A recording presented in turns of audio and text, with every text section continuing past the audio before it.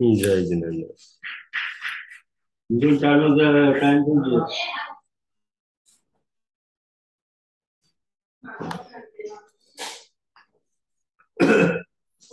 मोक्ष मार्गस्य नेतारम् भेतारं कर्म भूभृताम् ज्ञातारं विश्वतत्त्वानां वन्दे तद्गुणलब्धये वन्दे तद्गुणलब्धये वन्दे तद्गुणलब्धये।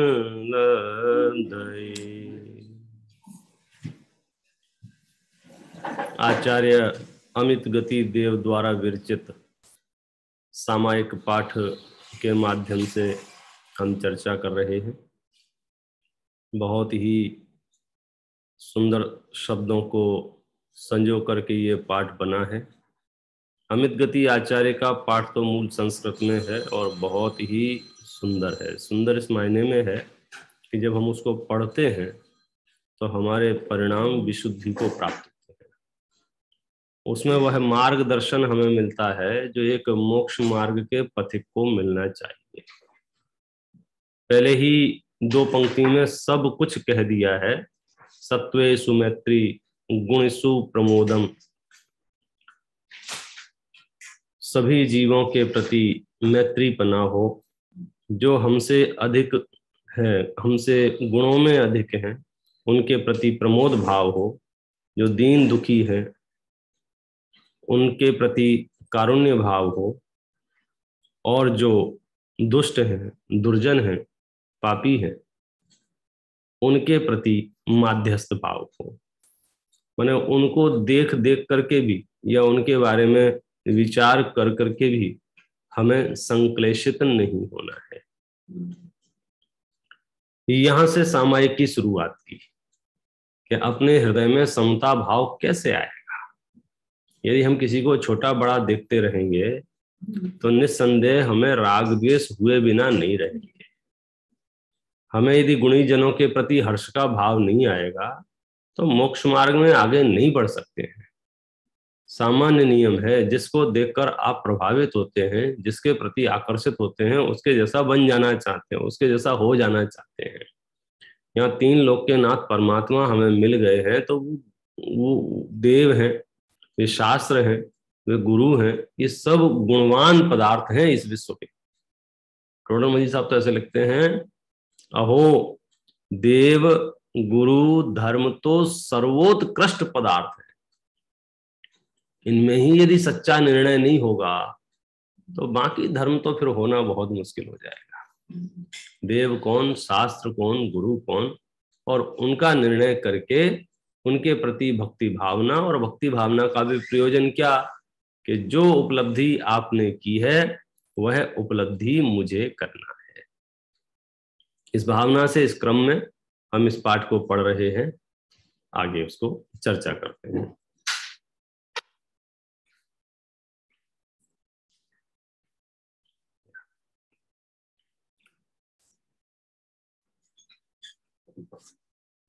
कल जहां अपनी चर्चा चल रही थी उस प्रसंग से आगे की बात करते हैं।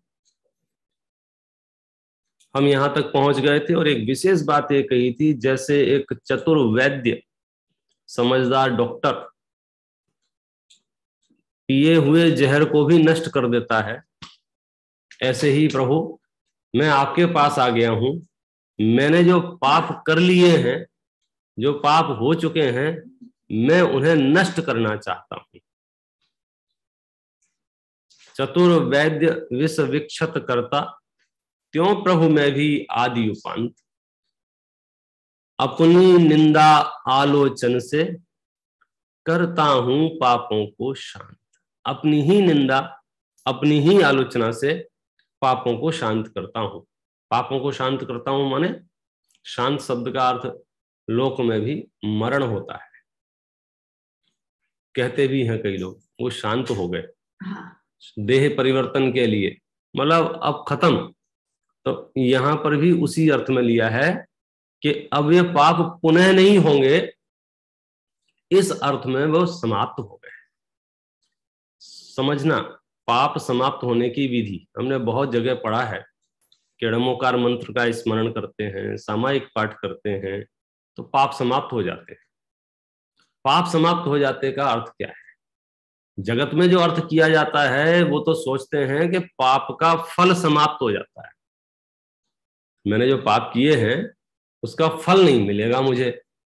लेकिन सही अर्थ क्या है? फल तो मिलेगा, क्योंकि अगर फल नहीं मिलेगा वो पूरी व्यवस्था गड़बड़ा जाएगी हमारी। वो तो सिस्टम में शामिल है, गलती की है उसका फल मिलेगा।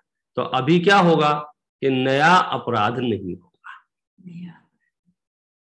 वर्तमान में हमने सामायिक में बैठे, प्रतिक्रमण में बैठे, देव पूजा, गुरु उपासना, स्वाध्याय, संयम, तब कुछ भी क्रिया का मात्र का भी अवलंबन लिया तो हमारा सर्व पापों से उपयोग हटकर जो प्रशस्त भाव में आया तो पाप समाप्त हो गया।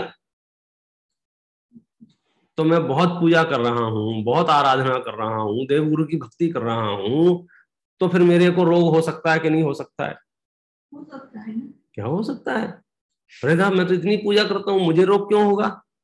सुन, पाप समाप्त हुआ है, पाप का फल समाप्त नहीं हुआ है। अच्छा, बिल्कुल सही है। अंतर आया दोनों में। जैनेश्वरी दीक्षा भी अंगीकार कर ले, अणुव्रत भी धारण कर ले, तो पाप तो समाप्त तो हो सकता है, क्योंकि आप संकल्प ले लिया कि अब मैं पाप नहीं करूंगा, तो बुद्धि पूर्वक तो पाप समाप्त हो गए। लेकिन जो पूर्व में पाप कर रखा है और उसकी वजह से जो कर्म बांध रखा है वो तो उदय में आ सकता है ना। हाँ, आपके परिणाम बहुत प्रशस्त हुए तो वह उदय भी परिवर्तित होकर आता है। उत्कर्षण भी होता है, अपकर्षण भी होता है, संक्रमण होता है, खास करके पुण्य पाप की प्रकृतियों में कि पाप बंद किया हो वर्तमान के प्रशस्त परिणामों से उदय पुण्य रूप आए, पुण्य बांध रखा हो वर्तमान के अप्रशस्त परिणामों से उदय पाप रूप आए। इसलिए हम क्या करें कि अब पीछे देखने की बजाय वर्तमान से गाड़ी स्टार्ट करनी चाहिए। इसलिए यहां कहा कि अब जो हो गया है उसके लिए मैं अपनी ही निंदा ग्रहा आलोचना से उन पापों को शांत करता हूं। माने अब वे पाप पुनः न हो ऐसी भावना भरता हूं। कौन से पाप, कैसे पाप, किस पाप की बात कर रहे हो तो थोड़ी सी बता भी दिया। सत्य अहिंसा दिक व्रत में भी मैंने हृदय मलिन किया, व्रत विपरीत प्रवर्तन करके शीलाचरण विलीन किया। कभी वासना की सरिता का गहन सलिल मुझ पर छाया, पी पी कर विषयों की मदिरा मुझ में पागलपन आया। अब ये विषय कषायों का सेवन कहो या मदिरा पान कहो या व्यसनों का सेवन कहो, कुछ ऐसे ही हैं कि ज्ञान कभी कभी कहता भी है कि इसके सेवन से कष्ट होगा, तथापि आसक्ति हो कहती है होगा तो होगा। ज्ञान ये कह रहा है कि तुमने जो वस्तु खरीदी है उस पर बहुत बड़ा फोटो छपा है और बड़े अक्षरों में लिखा है इसके सेवन से कैंसर होता है, तो भी आसक्ति क्या कहती है? होगा तब होगा। धीरे धीरे सबको लगभग लगभग मालूम है कि शराब पीने से शरीर को नुकसान होता है, होगा तब होगा। ये जो आसक्ति है विषयों के प्रति भी, पी पी कर विषयों की मदिरा मुझ में पागलपन आया। सोचा तो ये था कि मैं विषयों का सेवन करूंगा तो तृप्ति मिल जाएगी, हुआ क्या कि और 4 गुनी आसक्ति बढ़ गई। देवता गुरु पूजन है ना, केवल रव किरणों वाली, उसमें एक पंक्ति है, सोचा करता था भोगों से बुझ जावेगी इच्छा ज्वाला, परिणाम निकलता है लेकिन मानो पावक में घी डाला। उल्टा हो गया। सोचा तो ये था कि चलो अब मन नहीं मान रहा है तो कुछ खा लेते हैं, पी लेते हैं, विषय भोग लेते हैं, घूम। क्यों किया ऐसा? सोचा कि मन शांत हो जाएगा। मन ने क्या किया? डबल तैयारी के साथ आ गया। कल आपने एक आइसक्रीम खाई थी, आज 2 खिला। फिर 4, फिर आप समझे वो आसक्ति बढ़ती जा रही है। देखना जीवन कैसा संकट में डाल देते हैं अज्ञानता और कषायों के कारण से। आसक्ति बढ़ती जाती है, सामर्थ्य घटती जाती है,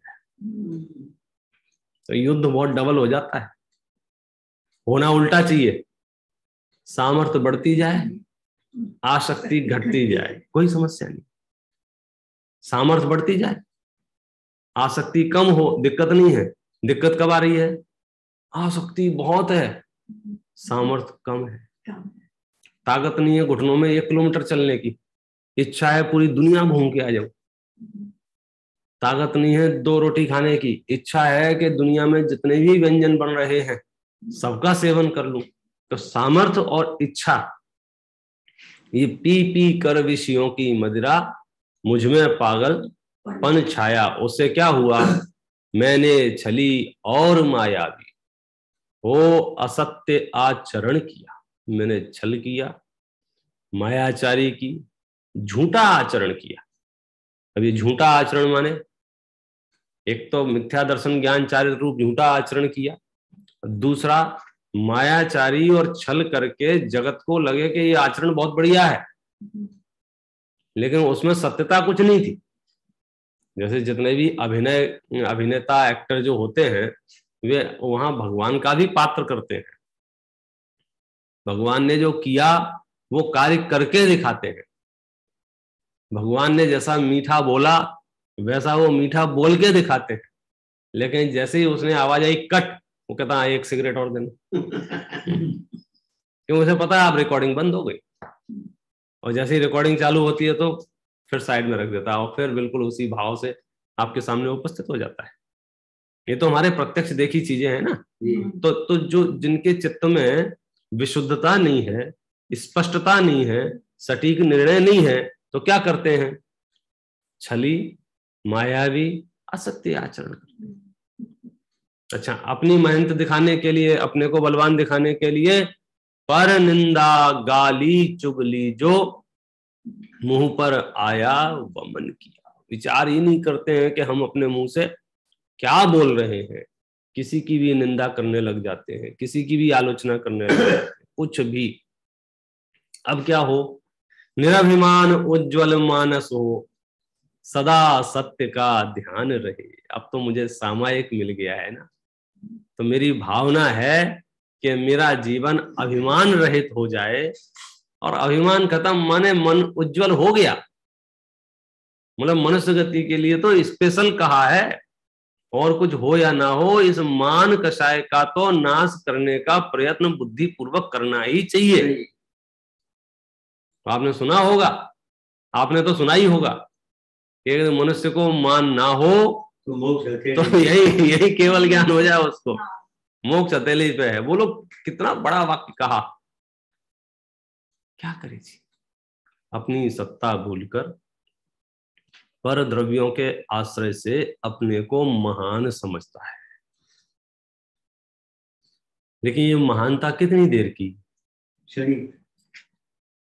मैं यदि शरीर के आश्रय से अपने को महान समझूं, यदि संयोगों के आश्रय से महान समझूं, तो शरीर और संयोगों की उपस्थिति कितनी देर की? तो अनंत काल के सामने ये तो कुछ भी नहीं है। मेरी सत्ता अनादि अनंत है, और ये जो परिस्थिति बनी है 2 मकान की, 4 गाड़ियों की, और जो भी परिस्थिति, ये परिस्थिति कितनी दिन की? ऐसे 10-20 साल, 50 साल, 100 साल आप बोलेंगे, लेकिन अनंत काल के सामने ये 100 साल क्या है? कुछ भी नहीं। लेकिन क्या है? अब ये भावना है निराभिमान उज्ज्वल मानस हो, सदा सत्य का ध्यान रहे, निर्मल जल की सरिता सदृश हिय में निर्मल ज्ञान बहे। देखो ये बहुत गहराई से समझने की आवश्यकता है। हमें जो मोक्ष मिलेगा वो धर्मात्मा दिखने से नहीं मिलेगा, धर्मात्मा होने से मिलेगा। जगत में जो वाहवाही होगी वो धर्मात्मा होने नहीं होने से अब किसको क्या पता चलता है, तो वो दिखने से होगी। तो अपना अपना टटोल के, अपना अपना आत्मूल्यांकन करके कि लोग मुझे धर्मात्मा समझें, ये इस मार्ग का ध्येय नहीं है। इस मार्ग का ध्येय क्या है कि मेरे अंदर निर्मल जल की तरह निर्मल ज्ञान बहना चाहिए।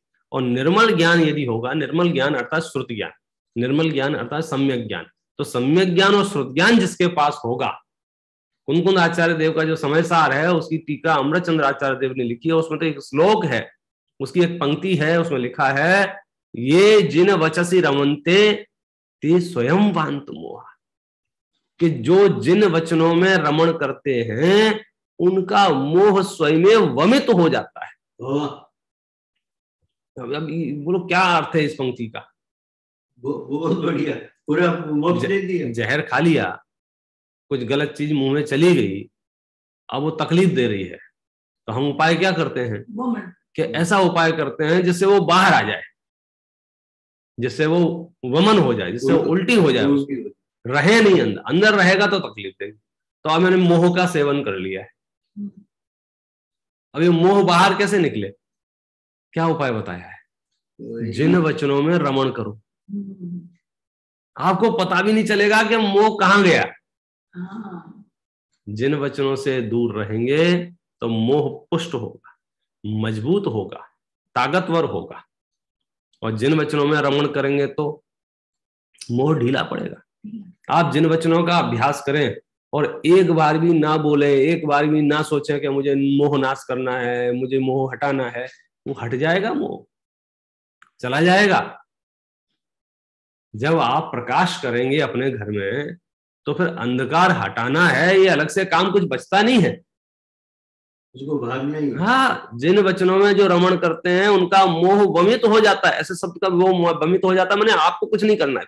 बहुत बढ़िया श्लोक। आप अपने को कुछ दिमाग ही नहीं लगाना पड़ेगा। तो हम क्या करें कि बुद्धि पूर्वक तो अपने आप को सत्पुरुषों के वचनों के पास रखो, जिनवाणी के पास रखें। उससे क्या होगा? हृदय में निर्मल ज्ञान बहेगा। अद्भुत अद्भुत है ये सामायिक पाठ, जिसमें जो भावना भाई है ये गजब। और सिर्फ मैं अपनी बात नहीं कर रहा हूं, और देखो अब कितना कितना प्रयोग किया है इसमें। मुनि चक्री शक्री के ही में जिस अनंत का ध्यान रहे, गाते वेद पुराण जिसे वह परम देव मम हृदय रहे।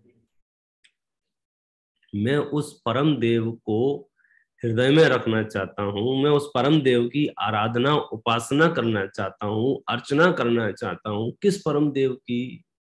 मुनि यानी मुनराज जिसको ध्यान करते हैं, चक्री चक्रवर्ती जिसका ध्यान करते हैं, शक्री देवतागण जिसका ध्यान करते हैं, शकेंद्र, सब मतलब जितने भी लोक में महाव्यक्तित्व हैं, महापुरुष हैं, वे जिनका ध्यान करते हैं, और सारे वेद और सारे पुराण जिनके गीत गाते हैं, मैं उस परम देव को अपने हृदय में रखना चाहता हूं। सामायिक कार्य की भावना है कि इस विश्व में सर्वोत्कृष्ट जो है उससे नीचे कुछ नहीं समझ में है। सबसे उत्तम क्या है? सबसे उत्तम क्या है? सबसे उत्तम क्या है? कि सबसे उत्तम तो वो आत्मा है जिसके गीत वेदों में गाए हैं, जिसके गीत पुराणों में गाए हैं, जिसका ध्यान मुनिराज करते हैं, जिसका स्मरण चक्रवर्ती करते हैं, जिसका स्मरण सक्रिय करते हैं। तो मुनि चक्री शक्री के ही में जिस अनंत का ध्यान रहे, गाते वेद पुराण जिसे वह परम देव मम हृदय। हमारे आचार्यों की एक बहुत बड़ी विशेषता है, बहुत बड़ी। लगभग जहां भी उन्हें चर्चा करने का अवसर आया है, स्तुति करने का प्रसंग आया है, कुछ लिखने का प्रसंग आया और उन्होंने कुछ बात लिखी है, तो लाक्षणिक बात लिखी है। लाक्षणिक माने लक्षणों से बात लिखी, सीधे सीधे नहीं कहा, लक्षण बताए। क्यों? नाम बताने में तो चूक हो सकती है, लक्षण बताने में चूक नहीं होती। गुण की प्रधान। मेरा ये दृष्टिकोण की बात है। आपको जैन दर्शन को जिनको थोड़ा बहुत भी समझने की जिज्ञासा होगी, वे नाम की मुख्यता नहीं है, वहां काम की मुख्यता है। लक्षणों से बात की हमने, तो भगवान के लिए पूछे भगवान कौन, आपके भगवान कौन, तो क्या जवाब दिया, जिसने राग द्वेष कामादिक जीते। बस हमारा काम हो गया। जिसने राग द्वेष कामादिक जीत लिए हैं वो मेरा भगवान है। क्या उसका नाम क्या होना चाहिए, बोले हमें कोई ऐतराज नहीं, फिर आपको जो नाम रखना हो वो नाम रखो। काम क्या होना चाहिए वो हम बता रहे हैं। जैसे हमको भोजन करते हैं तो हमें एक ऐसे पदार्थ की आवश्यकता है जिसमें खारापन है। अब आप उसे नमक बोलो, साल्ट बोलो, मीठू बोलो, आपको जो नाम रखना है रखो, मुझे तो वो दे दो जिसमें खारापन है। आप समझे, लक्षण का लाभ, नाम का हानि। नाम की हानि क्या है, मैं यहाँ पूरे बाजार में गया, नमक दे दो, नमक सबने वापस कर दिया, बोले यहाँ नमक मिलता ही नहीं, यहाँ तो साल्ट मिलता है। अच्छा मुझे क्या फर्क पड़ रहा है, नमक आप नमक बोलते हो, साल्ट बोलते हो, मेरा काम हो गया। मुझे तो मिठास चाहिए थी, आप शुगर बोले या शक्कर बोले, इससे मुझे बहुत फर्क पड़ने वाला नहीं है। तो ऐसे ही आप जो नाम रखना हो रखो। तो हमने क्या बात की, यहां पर भी लाक्षणिक चर्चा कैसे की, मुनि चक्री शक्री के ही में जिस अनंत का ध्यान रहे, मुनराज, चक्रवर्ती, शक्री, ये सब जिसका ध्यान करते हैं, सारे वेद और पुराण जिसके गीत गाते हैं, वह परम देव मेरे हृदय में रहे। उसमें ये जो शब्द लिखा है अनंत, हाँ, उसकी शक्ति कितनी है, उसका हम कल्पना भी नहीं कर सकते। तो आप छठवीं गाथा की टीका की पहली पंक्ति पढ़ो, तो ज्ञायक भाव के लिए एक शब्द का उपयोग किया है कि ये ज्ञायक भाव कैसा, कि जो स्वयं सिद्ध होने से अनादि सत्ता रूप है, जिसका कभी विनाश न होने से अनंत है, नित्य उद्योत रूप है, स्पष्ट प्रकाशमान ज्योति, ऐसा ज्ञायक भाव, तो वो अनादि अनंत सत्ता रूप है। कि तुम्हें जो बनता बिगड़ता दिख रहा है, तुम जैसे जन्म और मरण शब्द से जानते हो, वो तो पर्याय हैं प्रभु, अवस्थाएं हैं, वो वस्तु नहीं है। सागर नहीं है, वस्तु में तो जन्म मरण का काम ही नहीं, सागर नहीं है, वो लहरें हैं, वो ऊपर ऊपर है, अंदर मामला है जितना भी है।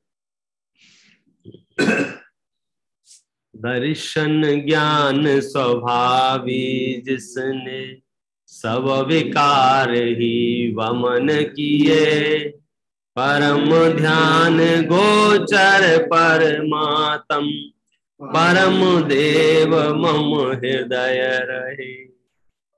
कैसा, कौन है वो, उसका स्वरूप क्या है, हम कैसे पहचानेंगे, तो बता दिया, दर्शन ज्ञान स्वभावी, कि उसका नेचर है, उसका स्वभाव है।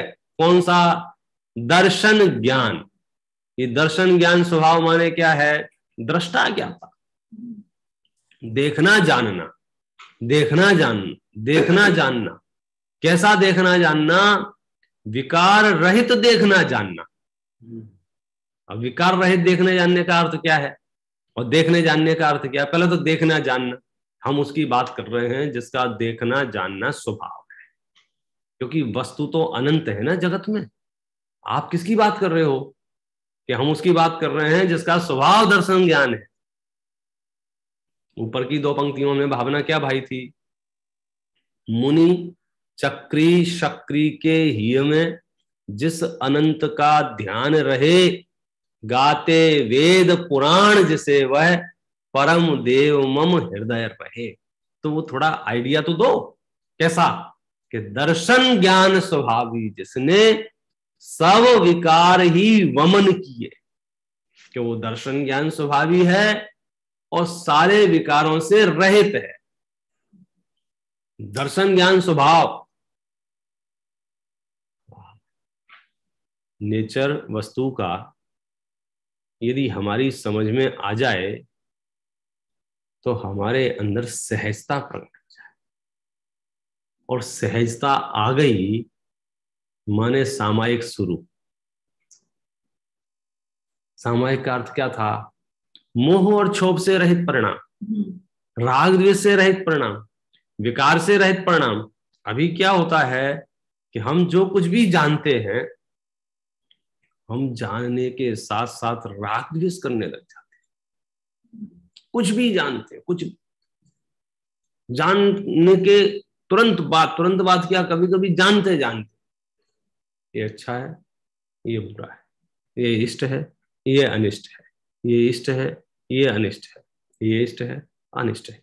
उससे क्या हुआ, हमको ऐसा लगने लग गया ये जानना बहुत खतरनाक है। समझ क्या गड़बड़ हुई? हमको क्या लगने लग गया, ये जानना बहुत खतरनाक है। और जब मैं थोड़ा भी जानता हूं तो चित्त मलिन होता है। तो मैंने क्या उपाय सोचा कि अब मैं किसी को जानूंगा ही नहीं, अब मैं देखूंगा ही नहीं, अब मैं सुनूंगा ही नहीं, अब मैं नहीं जानूंगा। आचार्य कहते हैं ऐसा संभव नहीं है। कैसा नहीं जानना? क्यों संभव नहीं है? क्योंकि वो स्वभाव है। जो कोई आपसे कहे कि आओ हम आपको ट्रेनिंग देते हैं, किस बात की? कि जो अपने को निरंतर विचार आते रहते हैं, ज्ञेय आते रहते हैं, उन विचारों को कैसे रोकें, कहां दरवाजा लगाएं? क्योंकि कुछ ना कुछ नजर आता रहता है। अच्छा, फिजिकली जब हम देखते हैं आंख से कान से तब तो ठीक है, नहीं भी जब हमारे सामने ज्ञेय होते हैं, मन विकल्प कर करके सोच सोच के उन ज्ञेयों को जानता है। तो जानने से क्या होगा? विकार होगा कि नहीं होगा? सुनो, ये तुम्हारी मर्जी है। जानने के साथ विकार का अविनाभावीपना नहीं है, मोह के साथ विकार का अविनाभावीपना है। हम मोही होकर जानते देखते हैं तो हम समझते हैं कि जानने देखने से विकार हुआ है, क्योंकि जानने देखने से यदि विकार होगा तो केवल ज्ञानी को तो 3 लोग जानते देखते, उनको तो कैसा विकार हो? ज्ञानियों को तो अवधिक ज्ञान प्रकट हो जाता है, भूत भविष्य जानने में आने लग जाता है मर्यादा सहित। शुद्ध ज्ञानी तो कितना जानते हैं। जानना, हमारा जानना और केवल ज्ञानी का जानना, बोलो किसका जानना अधिक है? केवल ज्ञानी। कितना अधिक है? कितना अधिक है? हम कितना जानते हैं? कुछ नहीं। हमारे पास जो नॉलेज है, पूरे विश्व में जो सबसे ज्यादा जानता हो उस व्यक्ति को यहाँ बिठाओ और उससे पूछो अच्छा कितना जानते हो आप? तो हमें लगता है हम पूरे विश्व को जानते हैं। जानते हो पूरे विश्व को? ओरिजिनल 3 लोक वाला नहीं, अभी वर्तमान में भी जो डब्बा बना के रखा है गोल गोल, जिसको जगत विश्व कहने लग गया है, आप पूरा जानते हो उसे? नहीं, हमें तो 10-20 कंट्रियों के नाम पता है। अच्छा, बाकी सब छोड़ो, आप तो अमेरिका में रहते हो, अमेरिका को तो पूरा जानते हो गया। 50 साल से यहाँ रह रहे हैं, जन्म ही यहाँ का है। आप सुनिए तो आप तो सब जानते होंगे। अच्छा, अमेरिका तो बहुत बड़ा हो गया, पड़ोस को भी नहीं जानते। ये अपना गांव मियामी तो आपका कंफर्म है ना, पूरा चप्पा चप्पा सब पता होगा मियामी तो। अरे क्या बात करते हो भैया, हम तो अपने मोहल्ले को ढंग से नहीं जानते हैं। मोहल्ला छोड़ो, जिस घर में रहते हैं उस पूरे घर को नहीं जानते हैं कहाँ क्या रखा है। अरे घर छोड़ो, हमारी जेब में सामान रखा रहता है, चित्त से निकल जाता है, पूरे घर में ढूंढते हैं, बाद में हाथ डालते हैं, अच्छा ये तो जेब में रखा। बोले कितना अल्प ज्ञान है। और केवल ज्ञान, ना केवल वर्तमान पर्यायों को, आप ये तो भूतकाल की सब पर्यायों, वर्तमान की सब और भविष्य की जो उत्पन्न नहीं हुई है वो सब, अन्यथा उसे दिव्यान कौन कहेगा? उस 3 लोग को बताओ कितना ज्ञान, मतलब तुलना करे तो कितना अंतर है। बोले अंतर क्या है भाई साहब? तुलना ही नहीं है। बिल्कुल कोई जुगनू और सूर्य में क्या मतलब तुलना हो सकती है? जुगनू के प्रकाश में और सूर्य के प्रकाश में। तो ऐसे हमारे ज्ञान में और केवल ज्ञान में क्या तुलना हो सकती है? तो केवल ज्ञान में अनंतानंत पदार्थ जानने में आते हैं। केवल ज्ञानी को विकार कितना होता है? थोड़ा सा भी, रंच मात्र भी नहीं। तो ध्यान रखना, हम उस ज्ञान दर्शन स्वभाव की बात कर रहे हैं जहां ज्ञान दर्शन पना तो है, जानना देखना पना तो है, परंतु विकार नहीं है। क्योंकि विकार जानने से नहीं हो रहा था, विकार तो मोह से हो रहा था। मैंने भी धन पड़ा हुआ देखा कहीं, और चोर ने भी धन पड़ा हुआ देखा। दोनों को समान दृश्य दिखाई दिया, भाव दोनों को एक जैसे आए? नहीं। क्यों? क्योंकि जानने से भाव नहीं आते। वहां 10 लोग खड़े होंगे ना, और वस्तु एक ही होगी, धन पड़ा हुआ है रास्ते पर, और 10 अलग अलग तरह के लोग हैं, तो बोलो एक जैसे भाव आएंगे सब? नहीं, सबको अलग अलग। क्यों? सबका मोह अलग अलग। चोर खड़े होकर देख रहा है कब यहाँ से सब लोग हटे और इसमें से कुछ उठाऊं। सज्जन ध्यान भी नहीं दे रहे हैं, होगा किसी का क्या लेना देना है। कोई बीच का है तो बोलता है इसको उठा के मैं पुलिस वाले के पास जमा कर देता हूँ, जिसका होगा भूल गया होगा ले जाए, तरह तरह। तो जानने से फर्क नहीं पड़ रहा है, जान तो सब एक जैसा रहे हैं। तो हमें ये बात समझनी होगी कि कदाचित वस्तु ज्ञान में झलक रही है, ज्ञान में गे आ रहे हैं, इससे आत्मा मलिनता को प्राप्त नहीं होती है।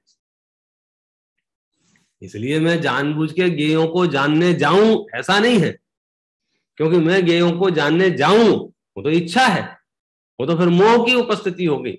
यहाँ कह रहे हैं वितराग भाव के साथ में जो जानना होता है, या जानने के साथ जो वितराग भाव होता है, वो बंध का कारण नहीं। हमें जानने से उतनी समस्या नहीं है, जानो जानो। दर्पण है, दर्पण में अगर गुलाब का फूल झलकता है तो दर्पण को बहुत अच्छा लगता हो, और गोबर झलकता होगा तो अरे ये क्या लेके आ गए। दर्पण क्या कहता है? उसका नेचर है, उसका स्वभाव है, उसे कुछ फर्क नहीं पड़ता है, उसका काम है झलकाना। तो ज्ञान का काम क्या है? ये जो चश्मा है इसका काम क्या है? मैं बस रखता हूं, स्पष्ट दिखाई देती है वस्तु पूरा। अब इस चश्मे ने विकार कराया मुझे? नहीं। चश्मा क्या है? कुछ नहीं। तो जैसे चश्मे आंख ने कराया, तो आंख ने क्या किया? चश्मे और आंख में क्या अंतर है? कोई अंतर नहीं है। एक एक्सटर्नल है, एक इंटरनल है, दोनों उपकरण है, दोनों पुद्गल की रचनाएं हैं। बस ऐसा लग रहा है ये डिटैचेबल है और वो इनबिल्ट है। कांच के इस चश्मे में और नेत्र में कोई अंतर है क्या? नेत्र भी पुद्गल से बने हुए, चश्मा भी पुद्गल का बना हुआ है। क्या करते हैं ये दोनों? पदार्थ को स्पष्ट ज्ञान में आता है। तो पदार्थ के ज्ञान में आने से ये चश्मा और आंख दोषपूर्ण है क्या? लेकिन लोग में बोलते हैं इसकी आंखें ठीक नहीं है, इसकी आंख में खराबी है। आंख में खराबी नहीं है, मन में मोह है, प्रॉब्लम कहीं और है, और हमारा तो आरोप कहीं और डाल देते हैं। क्यों ये बात कह रहा हूं मैं? जानने से समस्या नहीं हुई है, अच्छे से जान लो। बिल्कुल मत भयभीत हो, बिल्कुल मत घबराओ आपने क्या जान लिया है और कौन सा गे ज्ञान में आ गया है। क्यों बात कह रही है? क्योंकि किस काल में क्या ज्ञान का गेय होगा, ये तो स्वावरण क्षयोपशम लक्षण योग्यता से होगा, तेरे सोचने से नहीं होगा। आंख बंद है, काली पट्टी बंधी हुई है, उसके बाद भी मैं गेयों को जान सकता हूं कि नहीं जान सकता हूं? जान सकते हैं। अच्छा, गेयों को जानेंगे तो राग द्वेष करना कंपलसरी है क्या? नहीं। ये तो बुरी आदत पड़ गई है। छोटे बच्चे होते हैं ना, तो उनको आदत पड़ जाती है क्या? कोई दूसरा बच्चा दूर से ऐसा ऐसा करता है तो उसको अंदर से नाराजगी आती। अच्छा, अनिवार्य नहीं है कोई दूर से ऐसे ऐसे करे आप ना ध्यान दो, लेकिन नहीं, उसको ऐसी आदत पड़ जाती है। जब जब वो ऐसे चढ़ाता है वो चढ़ता है, वो कंप्लेन करता है ये मुझे चढ़ा रहा है, ये मुझे अपमान कर रहा है। हाथ नहीं लगाया उसने, दूर से ही ऐसे ऐसे कर दिया है तो तिलमिलाने लगता है। ऐसा ज्ञान में उसने कनेक्शन बिठा लिया है। एक बच्चा रोके आता है, क्या कहता है? वो वहां से बैठ के मुझे चिढ़ा रहा है। ये क्या है? इसने क्या किया? सिर्फ जाना। क्या जाना? वो ऐसे ऐसे कर रहा है। अच्छा, उसके जानने से यहाँ क्या हुआ? खुजली चली, पेट दर्द हुआ, सर दर्द हुआ, क्या हुआ? कुछ नहीं हुआ है। लेकिन मोह क्या कहता है? रोने लगता है, बिलखने लगता है, चिढ़ने लगता है, हाथ में कोई खिलौना हो तो उसको फेंक देता है, नाराज हो जाता है, उसको मिटाओ बस। क्या कहता है वो, उसको बोलो चिढ़ाना बंद करो। ऐसी ऐसी हमारी हालत हो गई है, वस्तुओं के परिणमन की सोचते रहते हैं। ध्यान रखना। अच्छा, दूसरा उपाय क्या करते हैं फिर, हम जानेंगे नहीं। अरे जानेगा नहीं तो ऐसा थोड़ी होगा, घर से बाहर नहीं निकलेगा क्या बालक, गे नहीं दिखेंगे, वस्तु नहीं दिखेगी, सब होगा। तो हमें क्या करना है, हमें तो अपने मोह का नाश करना है। मुनराज भी आहार विहार आदि के लिए नगर में निकलते हैं तो नगर उनको दिखता नहीं है क्या, दिखता है, विकार नहीं होता है। हमें भी बहुत समझदार लोग होते हैं, कितनी चीजें दिखती हैं, बड़े बड़े महल दिखते हैं तो हर महल को खरीदने का भाव आता है लेकिन मूर्खों को आ सकता है, मोही को आ सकता है, रागी द्वेषी को आ सकता है। वो तो यहां तक आ सकता है कि रास्ते से जाते जाते बोलता है, अरे ये कैसा बेवकूफ इसने हरा रंग करा रखा है। बिल्डिंग दूसरे की, कराया दूसरे ने है, तुम्हें ना खरीदनी है ना बेचनी है, ना उसमें रहना है, लेकिन राग द्वेष कैसा, ओपिनियन, अभिप्राय। तो हम अभ्यस्त हो चुके हैं। लेकिन हम यहाँ सामायिक में बात किसकी कर रहे हैं, उस दर्शन ज्ञान स्वभाव की जिसने सारे विकार वमन कर दिए हैं, सारे विकारों से रहित हो गया है। जहां जानना जानना जानना जानना जानना जानना दर्शन ज्ञान स्वभाव तो है, परंतु विकार नहीं। देखो, दर्शन ज्ञान स्वभावी जिसने सब विकार ही वमन किए, परम ध्यान गोचर परमात्म, परम देव मम हृदय रहे। अब वो पकड़ में कैसे आएगा, तो लिखा है वो परम ध्यान गोचर है। परम ध्यान गोचर माने परम ध्यान का विषय है। कुछ पदार्थ इंद्रिय गोचर होते हैं, कुछ पदार्थ इंद्रिय अगोचर होते हैं। जैसे मैं आपको दिख रहा हूं मुकुंद भाई, मैं आपको दिख रहा हूं, आप मुझे दिख रहे हैं, बराबर है। कैसे दिख रहे हैं, चक्षु इंद्रिय गोचर हैं आप। अच्छा, जिसके पास चक्षु इंद्रिय नहीं है वो भी आपको देख सकता है कि नहीं देख सकता है, नहीं देख सकता। वो फिर आपके कर्ण इंद्रिय गोचर हो सकता है। आप उसे आवाज लगाएं, आप उससे बात करें तो वो मानेगा कि आप हो। कैसे जाना उसने, कर्णेंद्रिय से जाना। अथवा उसने हाथ से छू के वस्तु का निर्णय किया कि ये है, तो स्पर्शन इंद्रिय से देखा। आप समझ गए, तो पांचों इंद्रियों से गोचर किया जा सके ऐसे जगत में पदार्थ हैं। मतलब जगत के पदार्थ तो ऐसे ही हैं, या यूं कह लें कि इंद्रियों के जो गोचर है वो क्या है कि समस्त मूर्तिक पदार्थ इंद्रिय गोचर है, इंद्रियों से जानने में आने वाले हैं।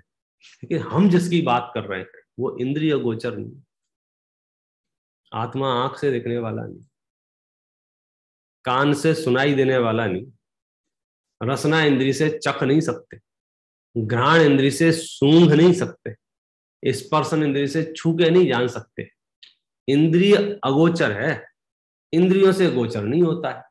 तो फिर कैसे गोचर होगा, तो उसका उपाय बताया, परम ध्यान गोचर है। आप थोड़ा शांति से बैठो, ध्यान करो। ध्यान करो माने अपना ही विचार। अब वो ध्यान के नाम पर हमने क्या सुन रखा है, क्या पढ़ रखा है, पता नहीं। आप सुन रहे हैं, हाँ, ध्यान करो माने तत्वा अपने सूत्र है ना, अपने यहाँ तो जिनवाणी है ना, उसमें बताया है, एक एक चीज बताई है। एकाग्र चिंता निरोधो ध्यानम, एकाग्र को मुख्य करके, एक के अग्र को मुख्य करके बाकी सब चिंताओं का निरोध हो जाना ध्यान है। मतलब एक का भी चिंतन नहीं रहेगा तो जड़ हो जाएगा, सो जाएगा। अवलंबन तो चाहिए ध्यान में, किसका, एक का। अभी क्या है, अनेक का। अनेक ज्ञेय मिश्रित ज्ञान, जो इसको भी जाना है, इसको भी जाना है, इसको भी जाना है, इसको भी जाना, और जिसको जाना राग से सहित जाना। अब क्या कह रहे हैं कि वो दर्शन ज्ञान स्वभावी आत्मा, उसको जानना है।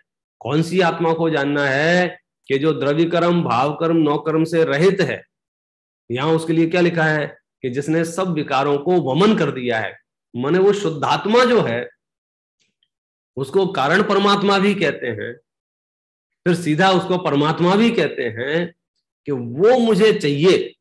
वो कैसे विषय बनेगा? वो परम ध्यान गोचर है। वो भागते भागते दौड़ते दौड़ते नहीं, वो चित्त को शांत करने से।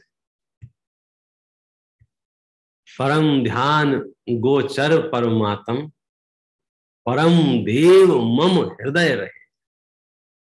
मालूम है वो कैसा है? विशेषताओं को विशेषताएं बताए जा रहे हैं। आप वहां तक पहुंच जाना जिसकी चर्चा चल रही है, नाम नहीं लिया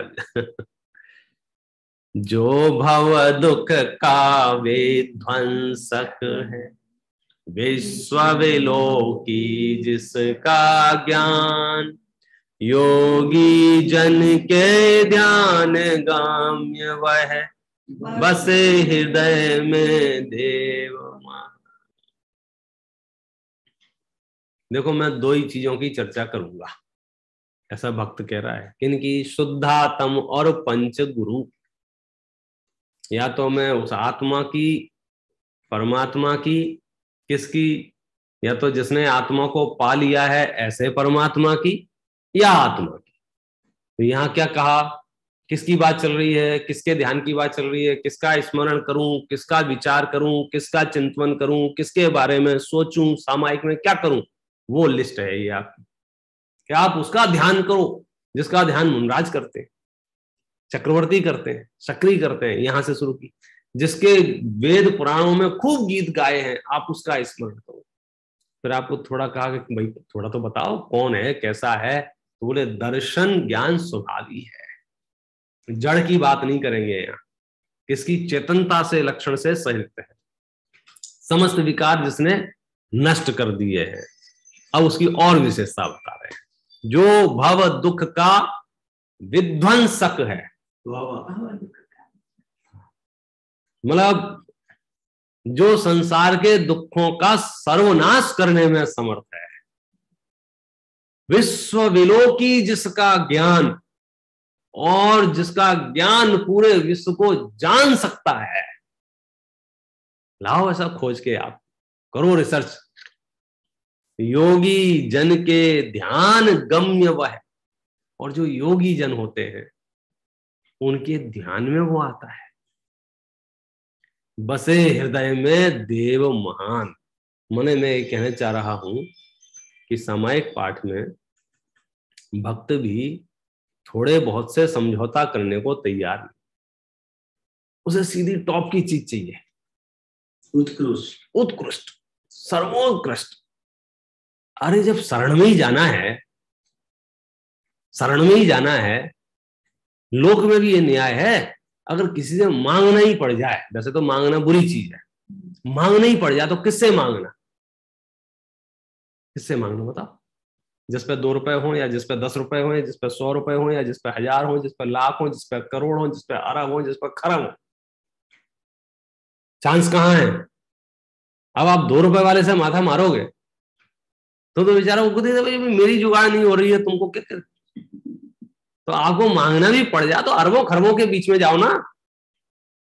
नहीं समझ में आया कि रुमाल भी झटकेगा तो कुछ गिरेगा। ऐसी 3 लोग में शरण ही लेनी है। देखो, या तो हमें आत्मा की शरण लेनी है।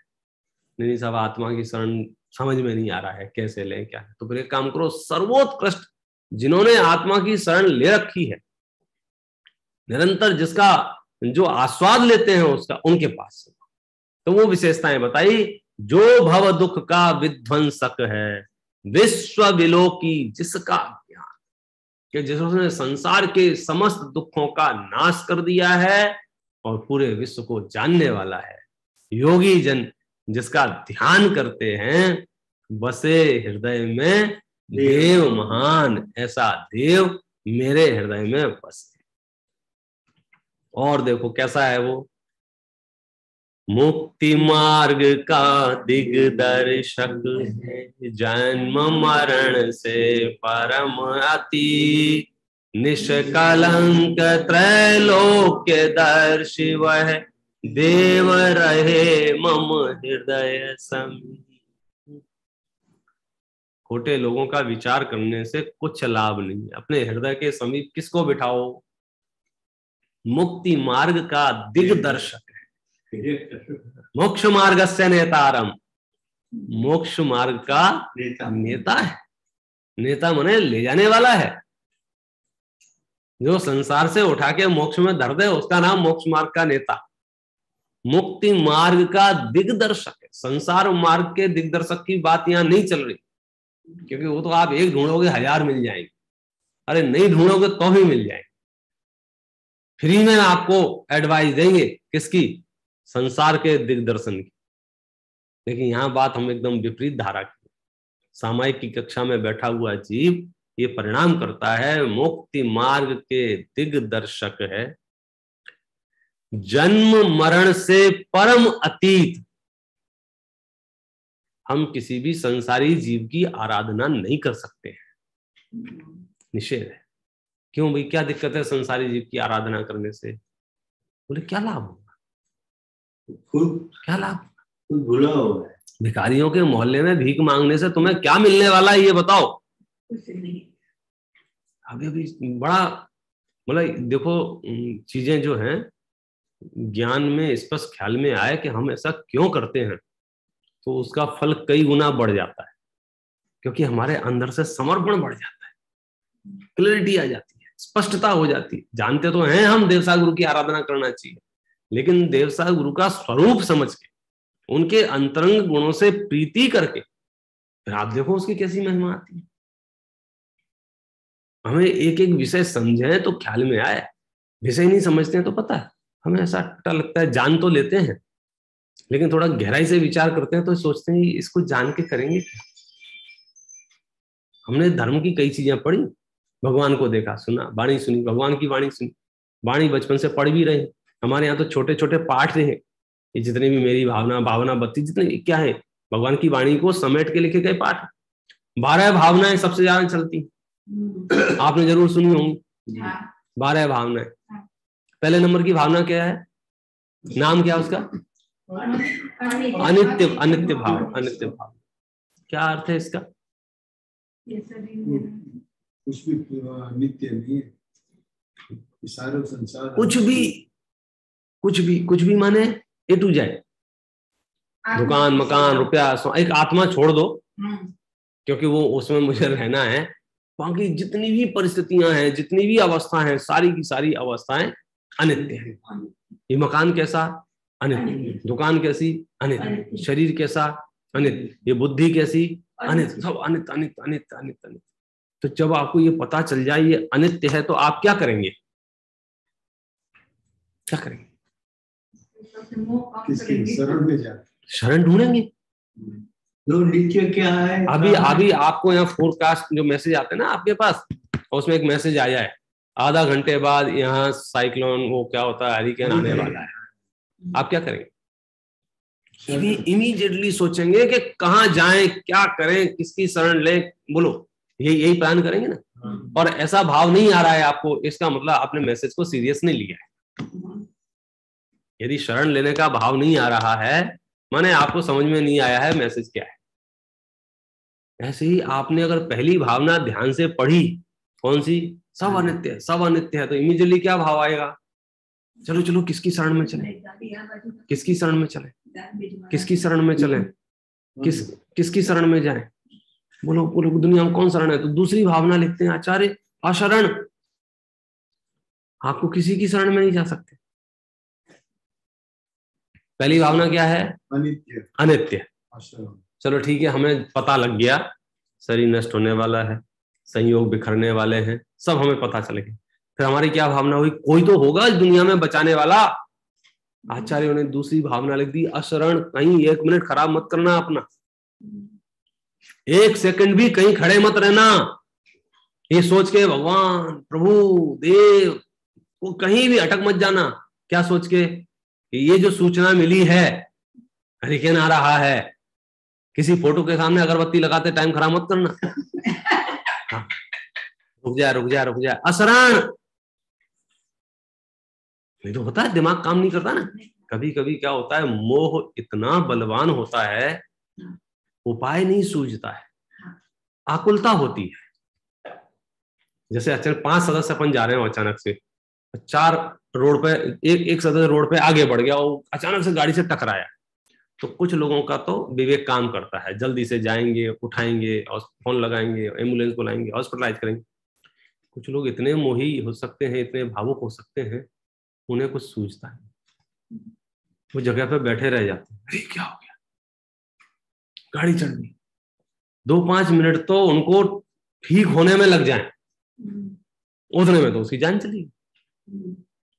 तो ये अनित्यता की सूचना आपको मिली तो आचार्य ने तत्काल बात दूसरी भावना लिखी, अशरण, खबरदार जो किसी की शरण में गए, क्योंकि आप किसी की शरण में जाएंगे तो वहां कुछ मिलने वाला नहीं है, सिर्फ समय खराब होने वाला, उतनी देर में तो और आपकी गड़बड़ी हो जाएगी। अगली भावना लिखी, एकत्व, आप अकेले हैं। ऐसा मत समझना कि हमारे यहाँ 10 लोग रहते हैं, 50 लोग रहते हैं, हमारी पहचान बहुत है, फलाना, कुछ नहीं, आप अकेले। एकत्व भावना। मुझे भावना नहीं पढ़ानी है, मैं तो सिर्फ इतना हिंट दे रहा हूँ, मैं तो सिर्फ हिंट दे रहा हूँ आपको। क्या हिंट दे रहा हूँ कि मुझे आप ये बताओ, इन सूचनाओं को सुन के, इन भावनाओं को पढ़ के आपको आनंद आता है, वैराग्य आता है, या भय लगता है, या हमें कुछ नहीं लगता, हम तो बस पढ़ लेते हैं। परंपरा से सब पढ़ रहे थे तो हमने भी पढ़ लिया, हमने सोचा ही नहीं इसका मतलब क्या है। शुरू में मुझे लगा कि इस पर लिखा तो ये है कि इनको पढ़ने से आनंद आता है, वैराग्य जननी कही है, वैराग्य आता है। जब पहली बार पढ़ा तो मुझे तो भय लगने लगा। मेरे हाथ में, मैंने अभी अभी इसको मेहनत करके 1-1 रुपया जोड़ के खरीदा है। आचार्य क्या करें, अनित्य। मैं 40 साल से जिस शरीर की सेवा कर रहा हूं, आचार्य क्या करें, अनित्य। मैंने 1-1 ईंट से जोड़ के मैंने मकान बनाया, आचार्य क्या करें, अनित्य। अच्छा, मैं पूछ रहा हूँ क्या करूं, कहाँ शरण में जाऊं, तो चुप बैठ गए, बोले कोई शरण नहीं है, चुप रहो। अब शरण भी नहीं देते हैं। इस अनित्यता को रोकने में बोलो कौन सा शरण है? सारा अंधविश्वास खत्म, 12 भावना भी ठीक से समझे, शरण नहीं। मुझे तो बताना है, ये सूचना है, ये समाचार आपको आनंद देते हैं या विचलित करते हैं? ज्ञानी कहते हैं ये समाचार आनंद देते हैं। क्यों? सत्यता की जानकारी आनंद देती है, विचलन नहीं करती। गुब्बारा फूट जाता है तो बालक को बहुत दुख होता है, आपको नहीं होता है। क्यों? आपको उसकी नेचर, उसका स्वरूप पता है। आपको तो आश्चर्य लग रहा था 1 घंटे चल कैसे गया। तो ज्ञानियों को तो आश्चर्य लगता है ये शरीर इतने दिन चल कैसे गया, ये संयोग चल कैसे गए, ये तो अनित्य है और इनको बचाने में कोई शरण नहीं। तो सच्ची जानकारी से धन्यवाद निकलता है, गलत जानकारी से मिसगाइड होते हैं। दिक्कत तो ये थी कि हमने इसे परमानेंट मान रखा था। मैंने एक व्यक्ति भीख मांग रहा था, मैंने उससे कहा कि यहाँ भीख मुझे मांगो, तो वो नाराज हुआ, क्यों नहीं मांगू, मैं तो मांगूंगा। भाई मेरी मांगने से दिक्कत नहीं है। मैंने उसे समझाया, तू जहाँ भीख मांग रहा है ये पूरा मोहल्ला भिखारियों का है। तुझे भीख भी मांगनी है तो ढंग की जगह जा। पंडित जी, मुझे आपकी बात समझ में आई, जहाँ तुझे 2 पैसे मिले। तो तूने जो शरण घेर रखी है ना, किसी पत्थर की, किसी कपड़े की, किसी प्लास्टिक के आकार की, किसी चीजों को लटका करके, काला हरा धागा बांध करके, यहां से तुझे क्या मिलने वाला है? कदाचित सुख भी चाहिए हो, शरण में भी जाना हो, तो किसकी शरण में जाना? मोक्ष मार्ग से नेता है, मुक्ति मार्ग का दिग्दर्शक है, उससे नीचे नहीं चाहिए हमको, उससे नीचे। यहां वहां अगर हम खड़े रहेंगे तो क्या होगा? हमारा समय बर्बाद हो जाएगा, कि पर्याय चली जाएगी। हम ये सोचेंगे मैं सेवा तो बहुत करता हूं, मेरा देवता प्रसन्न क्यों नहीं होता? हमने पोस्टमार्टम किया कि देवता खुद परेशान है, वो खुद दूसरों की शरण में है। आपने मुझसे कर्जा मांगने आए, विपिन जी थोड़ा लोन दे दो। अरे आप पता तो लगा लो, विपिन जी तो खुद लोन लिए बैठे हैं। यही चल रहा है ना। तो जिसके खुद सहारा नहीं है वो कैसे सहारा दे? इसलिए मैं उसकी बात कर रहा हूं, किसकी? जो मुक्ति मार्ग का दिग्दर्शक है। संसार मार्ग का दिग्दर्शक नहीं चाहिए। अनादिकाल से पर्याय पर्याय में मुझे संसार का मार्गदर्शन प्राप्त हुआ। समय सार की तीसरी चौथी गाथा में अनादिकाल से काम भोग बंधन की कथा खूब सुनी है, खूब पढ़ी है, खूब जानी है। अब तो मुझे काम भोग बंधन की कथा को नाश करने वाली कथा चाहिए। इसलिए कहा मुक्ति मार्ग का दिग्दर्शक है। कैसा है वो? जन्म मरण से परम अति, बहुत दूर निकल गया है। अब आप कितने ही भजन गाओ, हे भगवान एक बार तो आपको आना पड़ेगा। सोते हुए जैनियों को जगाना पड़ेगा। भगवान ऊपर से बेटा बेटा हम तुम्हारी बातों में नहीं आएंगे। बड़ी मुश्किल से तो कर्म नष्ट हुए, बड़ी मुश्किल से तो संसार अवस्था छूटी है। अब हम तुम्हारे 2 भजन सुन के नीचे आ जाएं, क्षमा। परम अतीत, वो जन्म मरण से परम अतीत हो चुका है। पुनः पुनः संसार परिवर्तन नहीं होता है। हमारी भक्ति में कुछ कमी होगी और खूब 10-20-100 लोग मिलके करें, अरे पूरा विश्व मिलके भी प्रार्थना करेंगे तो महावीर पुनः जन्म लेने वाले नहीं। अगर पुनः जन्म हो गया तो सुनो वो महावीर नहीं होगा। कोई दावा करे कि जन्म हुआ है महावीर का, नहीं, हो ही नहीं सकता है, हो ही नहीं सकता है। मुक्ति मार्ग का दिग्दर्शक है, जन्म मरण से परम अतीत, निष्कलंक त्रैलोक्य दर्शी वह, देव रहे मम हृदय। निखिल विश्व के वशीकरण जो, राग रहे ना द्वेष रहे, शोध अतीन्द्रिय ज्ञान स्वरूपी, परम देव मम हृदय रहे। निखिल विश्व के, संपूर्ण विश्व के वशीकरण जो, राग रहे ना द्वेष रहे। देखो थोड़े थोड़े पंक्तियों में ऐसे रहस्य भरे पड़े हैं, हम तो क्या उसका व्याख्या करें, हम तो बार बार पढ़ पढ़ के बार बार अभ्यास करके ये शब्द बोलने लग जाएंगे। एक सूत्र दे दिया, संपूर्ण विश्व में हिप्नोटाइज सिस्टम चलता है, मालूम है आपको? तो हिप्नोटाइज में क्या बोलते हैं कि सामने वाला वश में कर लेता है, फिर वो आपसे कुछ भी करा सकता है। यहाँ क्या लिख रहे हैं कि सुनो एक ही वशीकरण करने वाला है। कौन सा? कौन है पूरे विश्व को वश में करने वाला?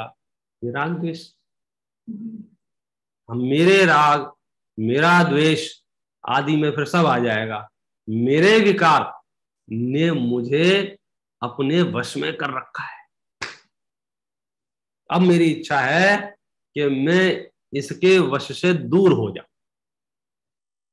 संपूर्ण विश्व को जिसने वश में कर रखा है उस राग द्वेष से मैं दूर होना चाहता हूं।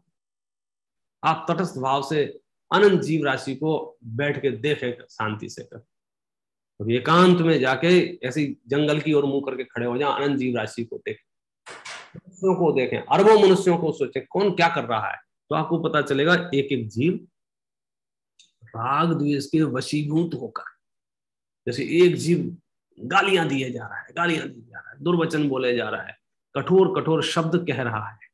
आप उसको ध्यान से देखो, ऐसा क्यों कर रहा है? ये द्वेष के वशीभूत हो गया है। जैसे एक व्यक्ति को देखा, वो अपने ही घर में सामान फेंक रहा है, वस्तुएं तोड़ रहा है, टीवी फोड़ दी उसने। क्यों? राग द्वेष के वशीभूत हो। मैच देख रहा था, देखते देखते क्या किया उसने? टीवी फोड़ दी। क्यों? हार रही अपनी। अच्छा, अपनी पार्टी हार रही थी। क्या था? और राग के वशीभूत हो गया था। मतलब मैं इसलिए बताना चाह रहा हूं कि पूरे विश्व के जगत के जीव जो कुछ भी प्रवृत्तियां कर रहे हैं वे अपने मन से नहीं कर रहे हैं। किससे कर रहे हैं? वे राग द्वेष के वशीभूत हो गए। मोक्ष मार्गियों को छोड़ दो, मुनराजों का एक नाम अवश्य है। मुनराज किसी के वश में नहीं है, स्ववश है, और हम परवश हैं किसके? राग जैसे। तो अब यहां सामायिक में ये भावना भा रहे हैं। कौन सी भावना? निखिल विश्व के वशीकरण वे, राग रहे ना द्वेष रहे, शोध अतीन्द्रिय ज्ञान स्वरूपी, परम देव मम हृदय। बहुत उत्कृष्ट भावना है। तो ये तो ऐसी चीज है कि आप इसे रोज पढ़ें, रोज पढ़ें, नहीं भी समझ में आए तो पढ़ें।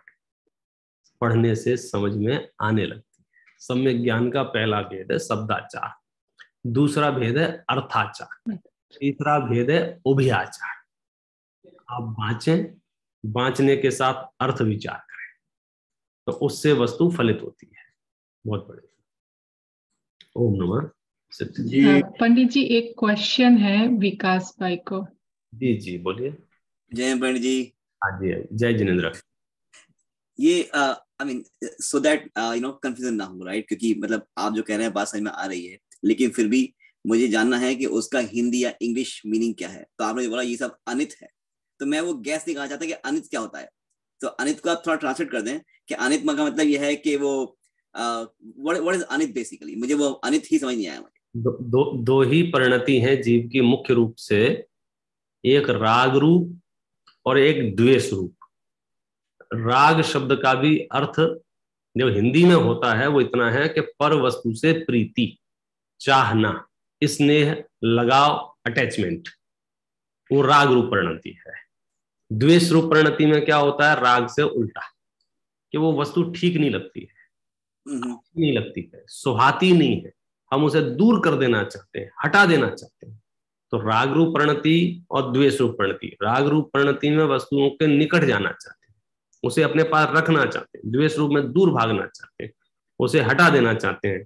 तो राग द्वेष को ही अलग शब्दों में, सरल शब्दों में इष्ट और अनिष्ट दो शब्दों में व्याख्या कर सकते हैं। या तो हमें कोई चीज इष्ट लगती है या हमें अनिष्ट लगती है। इष्ट लगती है माने हम चाहते हैं, उसे रखना चाहते हैं, संभालना चाहते हैं, लालन पालन करना, खबरदार कोई इसको हाथ नहीं लगाएगा, मेरी वस्तु है, वो इष्ट वस्तु है। कुछ वस्तुएं अनिष्ट लगती हैं जिनके लिए माला जपते रहते हैं, चली जाए ना रहे। शरीर में रोग हो गया तो शरीर में होने वाला रोग हमें अनिष्ट लगता है, और घर में आया हुआ स्वर्ण, घर में आई हुई गाड़ी वो इष्ट लगती है।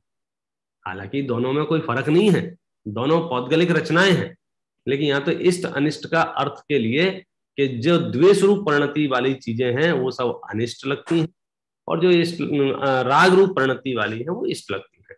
तो इष्ट और अनिष्ट दोनों ही मिथ्या कल्पनाएं, वो दर्शन, वो मदिरा पी रखी है ना, इसलिए ऐसा हो रहा है, मोह रूपी।